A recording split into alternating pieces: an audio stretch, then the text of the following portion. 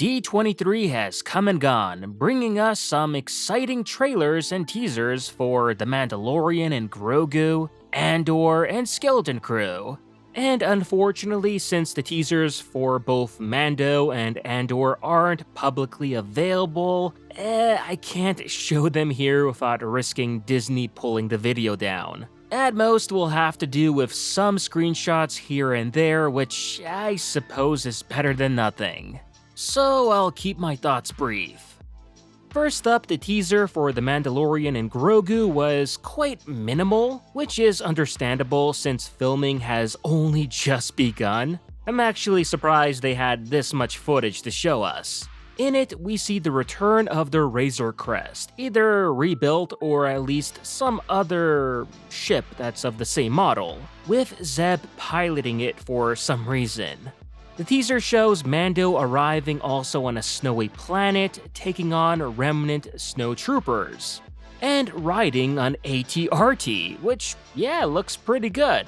Now, while the visuals look solid, it's pretty much what we'd expect from the show already, and so far I can't say based on what I saw that it's a Hollywood budget movie or anything like that, which on one hand is a tad bit alarming, but at the same time, the movie isn't done filming yet and we didn't see much. Like to the point that we can't even theorize on what the movie plot can be. Other than, I don't know, Mando taking up a New Republic mission from Zeb to infiltrate an Imperial Remnant base on some snow planet to figure out why the Imperial Remnant is getting so organized lately. Something like that, I guess.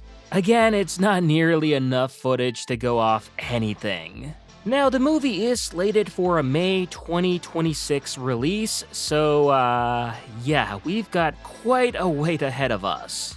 On the Andor front, we got a sizzle reel packed with, brief clips all over the place. It's, pretty random. The highlight of the whole sizzle reel, in my opinion, has to be the confirmation that Ben Mendelsohn is coming back as Orson Krennic, which is fantastic news. I was hoping that this would be the case, but at the same time, I remained doubtful that this would ever happen. So to see him back in his Rogue One Imperial garb is a great surprise.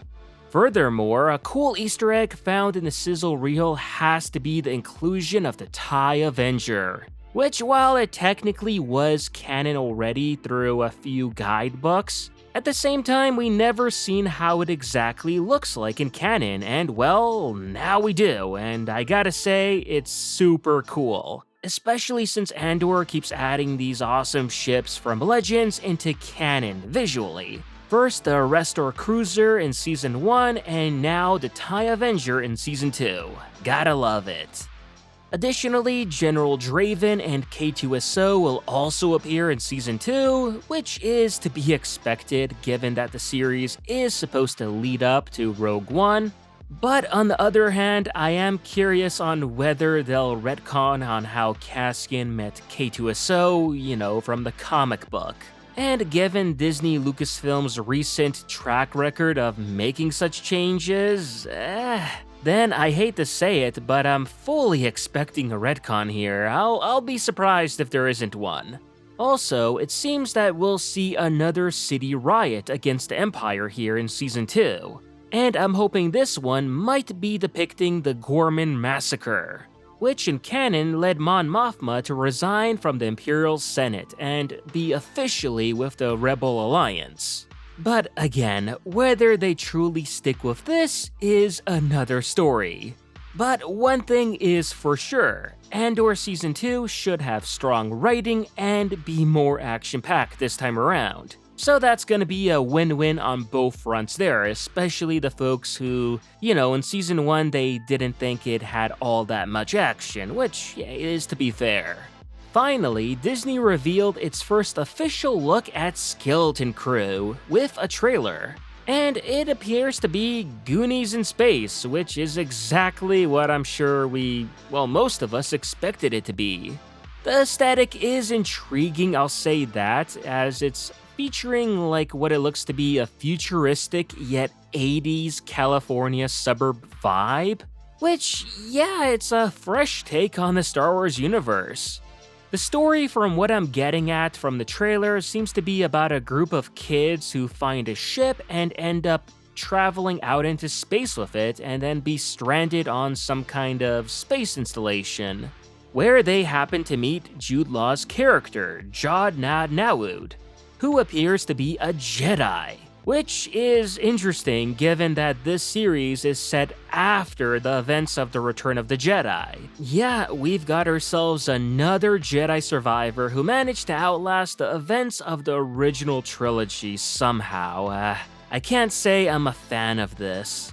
Nor am I looking forward to finding out that the only alien kid in the group is an Ortalan, the same race as Max Rebo, which would suck if that were to be true. Because outside of being blue and having a long nose and ears, this kid, Neil I think his name is, looks nothing like an Ortalan. So hopefully this is only a coincidence and nothing more. But yeah, I'm still not entirely sure what to make out of Skeleton Crew. Overall, it looks whimsical and a different vibe from your typical Star Wars fare. It's clear that it's a show targeted for kids, and that's totally fine, but like always, I'm gonna give it a try and check it out for myself, as who knows, it might turn out to be good and I may like it. So I'm always open to that happening, but as things stand, I can't say that I'm hyped or excited for Skeleton Crew. Maybe I will be on December 3rd or near it when it comes out, but for now, I've sooner got my eyes set on Andor Season 2 when it comes to Star Wars TV. But enough of my thoughts, I love to hear from you guys too. What are you most looking forward to? Are you excited for the Mandalorian's latest adventure with Grogu? Eager to dive back into Andor's gripping storyline? Or just curious about the new direction of Skeleton Crew? Drop your thoughts and predictions in the comments below, and as always, I'll see you on the next one. N7 out.